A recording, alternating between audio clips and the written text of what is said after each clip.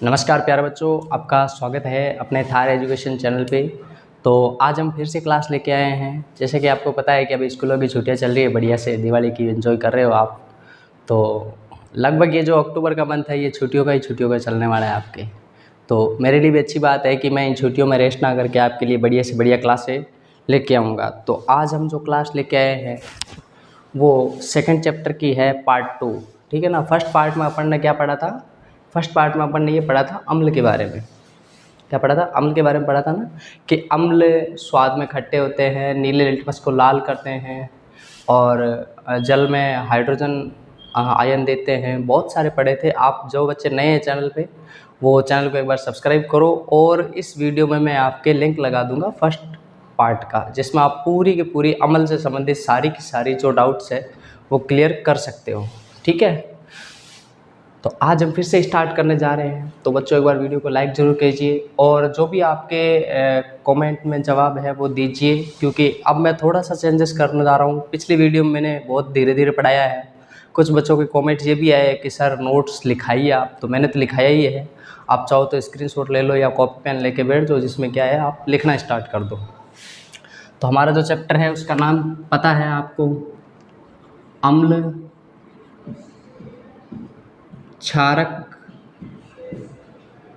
एवं लवण। ठीक है। थोड़ा सा स्पीड रहेगी आज, क्योंकि छुट्टी का दिन है तो 2-3 वीडियो डालनी है।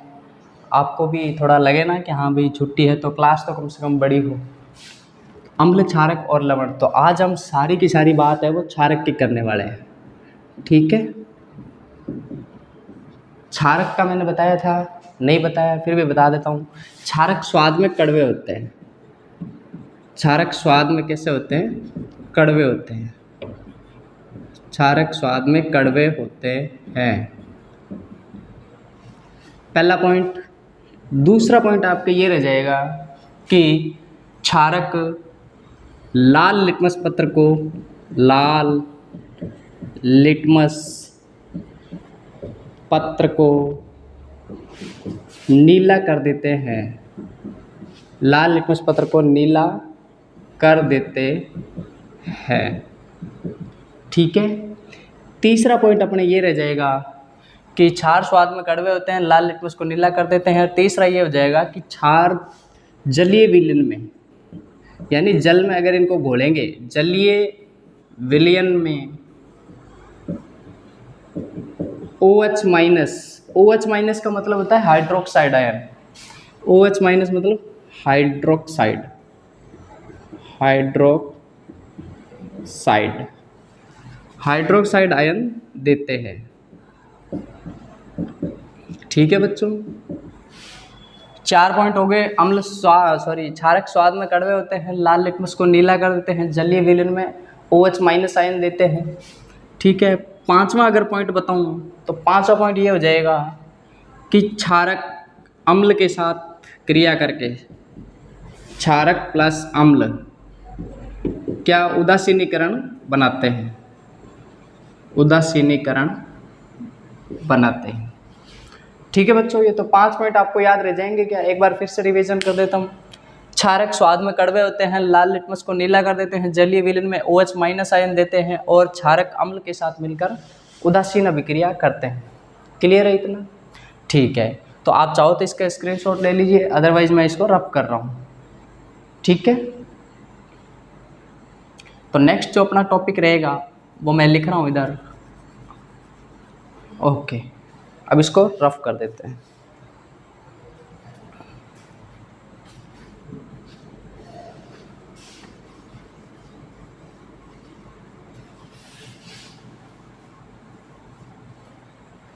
अब मैं आपके क्षारकों के नाम लिखने जा रहा हूँ, कि क्षारक का नाम और इधर रासायनिक सूत्र। कौन कौन से क्षारक अपने इस टॉपिक में पढ़ने वाले हैं? क्षारक और इसका इधर हो जाएगा रासायनिक सूत्र, रासायनिक सूत्र। ठीक है ना। तो पहला अपन क्षारक पढ़े NaOH। ठीक है। NaOH का जो नाम होता है वो होता है सोडियम हाइड्रोक्साइड। क्या हो जाएगा? Sodium hydroxide. Na को बोलते हैं सोडियम और OH बताया था हाइड्रोक्साइड। तो इसका अपन क्या नाम लिखेंगे, सोडियम हाइड्रोक्साइड।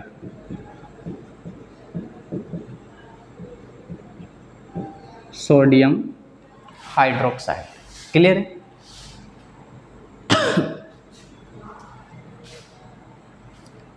रासायनिक सूत्र अपन इस तरफ लिख देते हैं, ठीक है ना, क्योंकि मैंने वो कॉलम बनाया ना आपके लिए।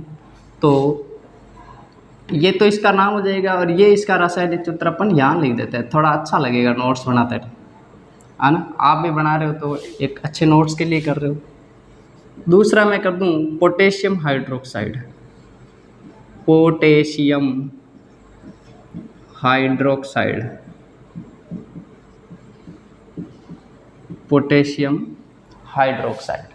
तो इसको पोटेशियम का सिंबल के होता है, KOH, ठीक है, कोई दिक्कत तो नहीं है।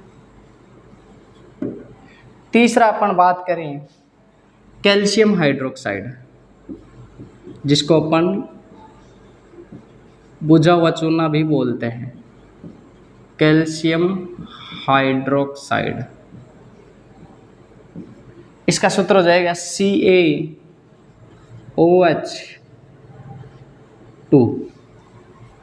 ठीक है बच्चों।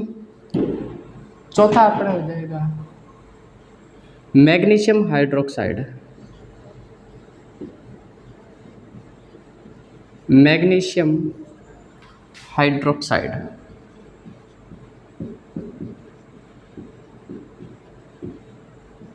मैग्नीशियम हाइड्रोक्साइड को क्या होता है, MgOH होता है, MgOH2। इसको अपन मिल्क ऑफ मैग्नीशिया भी बोलते हैं। मिल्क ऑफ मैग्नीशिया क्यों बोलते हैं, क्योंकि आगे मैं पढ़ाऊंगा, ये एक एंटा एसिड है। एंटा एसिड का मतलब है जब भी अपने पेट दर्द जलन वगैरह होती है पेट में, या फिर ज़्यादा एसिडिटी हो जाती है, उस टाइम अपन क्या है, दवाई लेके आते हैं। तो दवाई में डॉक्टर यही लिखता है MgOH2। इसका काम क्या होता है, पेट में जाके अम्ल के साथ क्रिया करके उदासीन कर देता है। यानी ये क्षारकीय है, ये दुर्बल क्षारक है। दुर्बल क्षारक जाके अम्ल से क्रिया करेगा तो पेट में क्या हो जाएगी, उदासीनीकरण हो जाएगी, जिससे अपने को क्या आ जाएगा, आराम आ जाएगा, ठीक है। तो 4 हो गए। एक अपने लिख लें ammonia hydroxide, ammonium hydroxide, ammonium hydroxide, ammonium. Ammonia का सूत्र होता है, वो होता है NH3, लेकिन हम पढ़ रहे हैं NH, हम पढ़ रहे हैं अमोनियम, NH4OH। तो ये 5 मैंने महत्वपूर्ण क्षारक बताए हैं। पहला हो जाएगा आपके sodium hydroxide NaOH, potassium hydroxide KOH, calcium hydroxide CaOH2, magnesium hydroxide MgOH2 और अमोनियम हाइड्रोक्साइड NH4OH, ठीक है। तो ये 5 महत्वपूर्ण है। इसमें पता नहीं कौन सा दुर्बल है कौन सा प्रबल है, लेकिन अभी हम पढ़ेंगे तो इसमें से अलग कर देंगे कि कौन सा प्रबल है कौन सा दुर्बल है। तो ये महत्वपूर्ण क्षारक लिखाए हैं, ठीक है ना, जिनकी चर्चा होगी आपके पेपर में, सेकंड टेस्ट में, थर्ड टेस्ट में, हाफ ईयरली में, सब में। आगे भी बहुत कंपटीशन में पूछते हैं कि इसका रासायनिक नाम बताओ, इसका pH कितना है, इसका उपयोग क्या है, ये कैसे बनता है, बहुत सारे क्वेश्चंस आते हैं, ठीक है ना।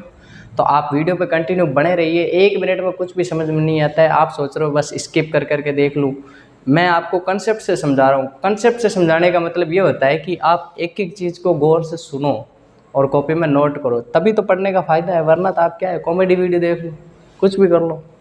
एंजॉय करने आ रहे हो तो अपने चैनल पे नहीं है, एंजॉय नहीं कर सकते, सिर्फ पढ़ाई करनी है, ठीक है ना। पढ़ाई मतलब एक एक चीज़ गहराई से आपको समझना है।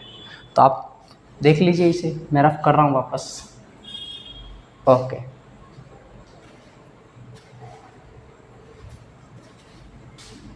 ठीक है, आप साथ साथ नोट्स भी बनाते जाइए।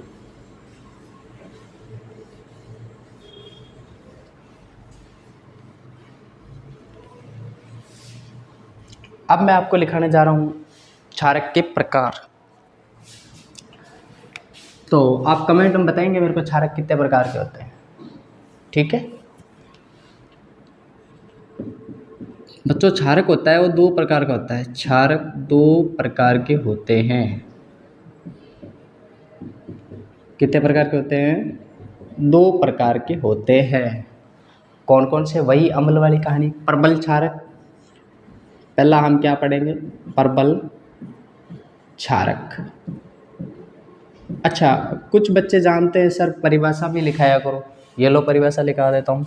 प्रबल क्षारक वो होते हैं जो जलीय विलयन में पूरी तरीके से घुल जाते हैं, लिख लो बस। वह क्षारक जो जलीय विलयन में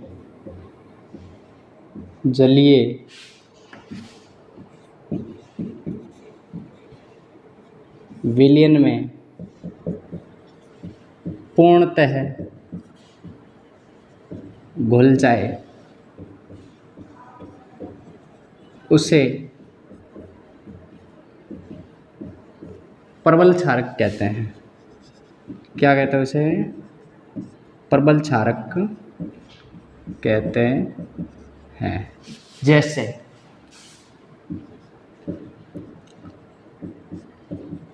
जैसे देखो बच्चों, एक बताया था NaOH और एक बताया था KOH, बहुत पावरफुल है ये। तो प्रबल क्षारक की बात करें, दो है, सोडियम हाइड्रोक्साइड और पोटेशियम हाइड्रोक्साइड। क्या इतना याद रह जाएगा? प्रबल क्षारक वह क्षारक जो जलीय विलयन में पूर्णतः घुल जाए उसे प्रबल क्षारक कहते हैं, जैसे NaOH और KOH। ठीक है, मैं यहाँ पे दुर्बल क्षारक और लिखा दूँ क्या? कोई दिक्कत तो नहीं रहेगी? ठीक है गुरुजी, कहाँ की दिक्कत रहे, दिक्कत बस नहीं पढ़ने की है ना। दुर्बल क्षारक तो इसका वही हो जाएगा, वह क्षारक जो जलीय विलयन में पूर्णतः ना घुले। वह क्षारक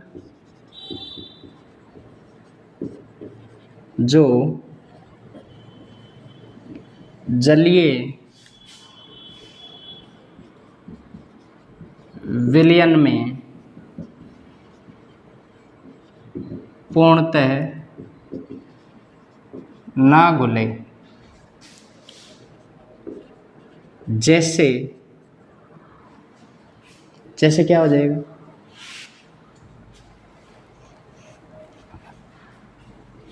अमोनिया हाइड्रोक्साइड। साफ दिख रहा है? नहीं तो मैं बोल भी रहा हूँ आपको, ठीक है। अगर वीडियो में इसके नहीं दिख रहा है तो चेंज करेंगे। NH4OH, ये एक क्या है, दुर्बल क्षारक का उदाहरण है। और भी बहुत सारे हैं लिखे हुए, जितने ही कम है, लेकिन अभी अपन एक रिदम से कर रहे हैं ना, तो अपने को एक एक उदाहरण तो साथ में याद रखना ही रखना है, कैसी भी कंडीशन में। प्रबल क्षारक, दुर्बल क्षारक, कोई दिक्कत? ठीक है, आगे बढ़े क्या, मिटा दूँ क्या, उतार लो।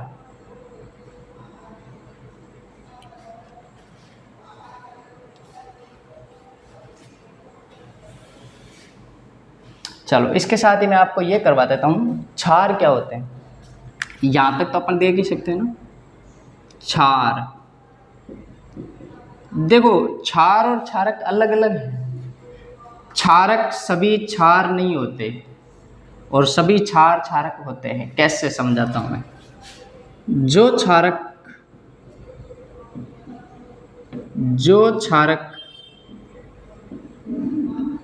जल में घुल जाए, अब इसमें ऐसी कंडीशन नहीं है कि पूरा घुले कम घुले, नहीं, घुल जाए। जो क्षारक जल में घुल जाए वह क्षार है, वह क्षार है। यहाँ नोट डाल रहा हूँ मैं 500 रुपये वाला, कि सभी क्षार क्षारक होते हैं, सभी क्षार क्षारक होते हैं, परंतु सभी क्षारक क्षार नहीं होते हैं। क्लियर है? कोई दिक्कत है क्या यहाँ तक? कोई दिक्कत नहीं है गुरुजी। फिर से रिवीजन करा देता हूँ, ठीक है। क्षार और क्षारक में अंतर, तो क्षार वो होते हैं जो जल में घुल जाए, और क्षारक वो होते हैं जो स्वाद में कड़वे होते हैं। अब मान लो कि मैंने उदाहरण दिया कि मेरे पास 50 क्षारक है, ठीक है, कहीं से उठा के लाया हूँ, 50 क्षारक है, और उन 50 में से 30 ऐसे जो जल में घुल रहे हैं, उनका मैं क्या नाम दूंगा? क्षार दूंगा, ठीक है, उनका मैं क्या नाम दूंगा? क्षार दूंगा। भाई मैंने बाल्टियाँ रखी इधर बहुत सारी, और अलग अलग क्षार लाया, और उनमें घोल के देखा, घुल रहा है ठीक है, नहीं घुल रहा है अलग किया, घुल रहा है ठीक है, नहीं घुल रहा है अलग किया। तो ऐसे ऐसे मैंने क्या है कि 30 तो क्षार प्राप्त कर लिए, और 20 है वो क्षारक है। लेकिन क्षारक तो 50 ही है ना, क्षारक तो 50 ही है ना। तो ये आप नोट कर लीजिए कॉपी में। एक बार फिर से रिपीट कर देता हूँ। क्षारक दो प्रकार के होते हैं, प्रबल क्षारक, दुर्बल क्षारक। प्रबल क्षारक वो होते हैं जो जलीय विलीन में पूर्णतः घुल जाए, दुर्बल क्षारक वो जो पूर्णतः ना घुले। पूर्णतः का मतलब ऐसा है कि घुल तो रहा है लेकिन पूरी तरीके से नहीं घुल रहा है, ठीक है ना। जैसे मैं उदाहरण बताता हूँ कि जैसे वो क्षारक भले ही ना हो, लेकिन उदाहरण से समझ जाना आप। जैसे घी है, घी के अंदर अपन दूध को मिला रहे तो घी अलग दिख रहा है ना, या पानी को मिला रहे तो पानी और घी अलग अलग दिख रहा है, मिल नहीं रहा है। वैसे ही वो घुलेगा तो सही, लेकिन पूर्णतः नहीं घुलेगा, मान के चलना आप, ठीक है ना। तो ये मैं रफ कर रहा हूँ। प्रबल क्षारक पढ़ लिया अपन ने, क्षार पढ़ लिया, दुर्बल क्षारक पढ़ लिया, और बताओ क्या पढ़ना है?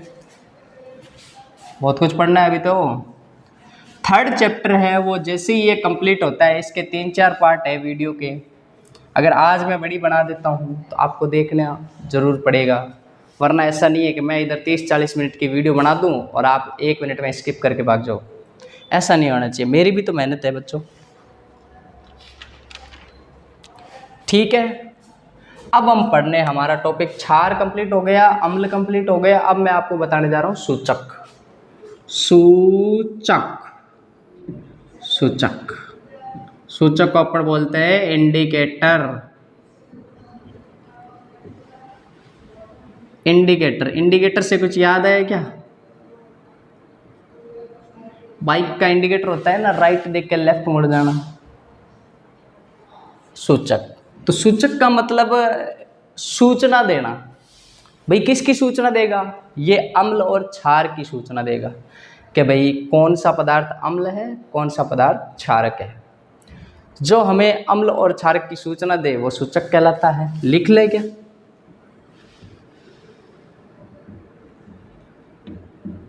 जो अम्ल तथा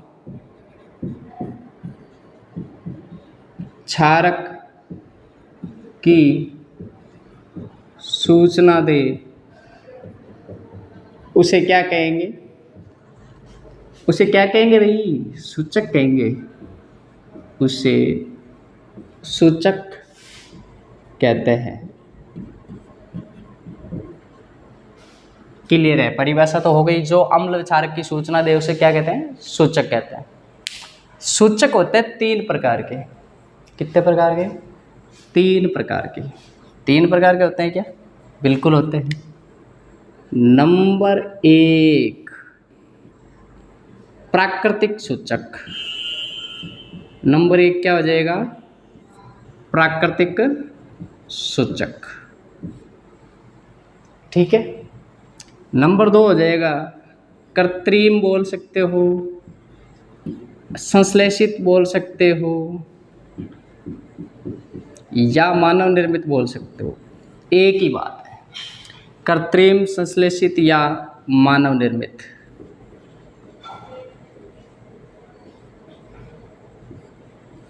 सूचक, ठीक है। तीसरा आ जाएगा अपने गंधीय सूचक। गंधीय सूचक, क्लियर? प्राकृतिक, कृत्रिम और गंधीय सूचक। सबसे पहले मैं आपको प्राकृतिक बताता हूँ। तो हेडिंग डालेंगे अपन इधर प्राकृतिक सूचक। प्राकृतिक सूचक में जो नंबर 1 पर आता है वो आता है अपने हल्दी।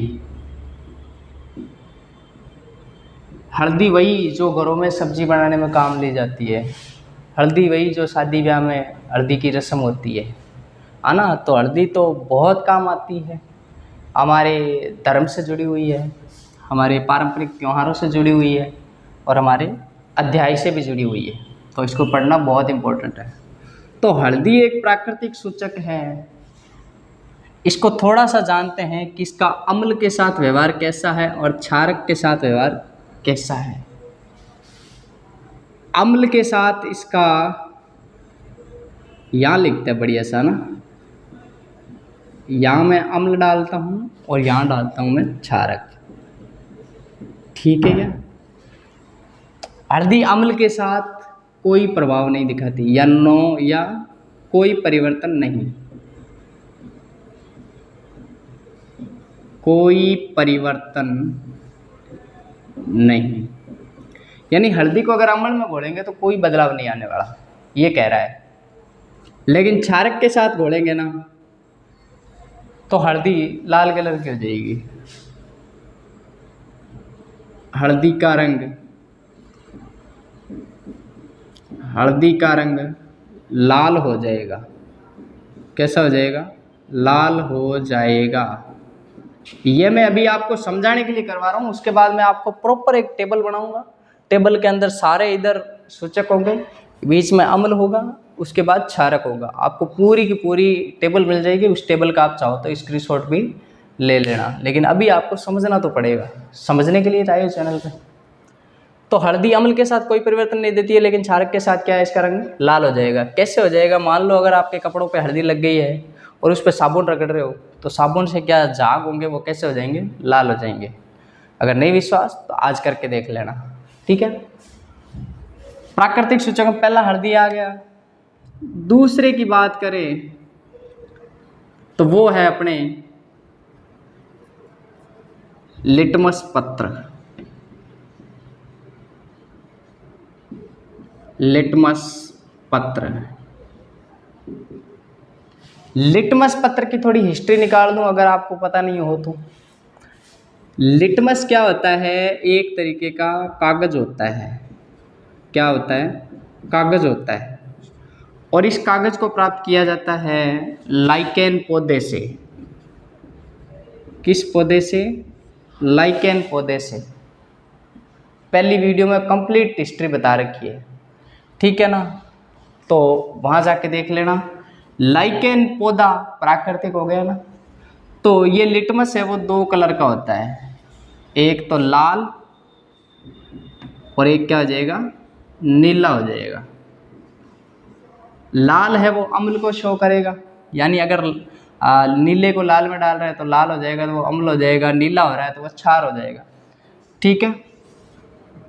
ठीक है। अम्ल क्या होगा? अम्ल के साथ लाल हो जाएगा और क्षारक के साथ वो कैसा हो जाएगा? नीला हो जाएगा। कोई दिक्कत नहीं है। तीसरा अपन बात करें तो हाइड्रेंजिया के पुष्प। हाइड्रेंजिया के फूल होते हैं, ये आपको याद रखना है। हाइड्रेंजिया के फूल होते हैं, उसको अगर आप अम्ल में डालोगे तो नीले कलर का हो जाएगा। अम्ल क्षारक। अम्ल के साथ तो हाइड्रेंजिया के फूल कैसे हो जाएंगे? नीले, और इसके साथ लाल।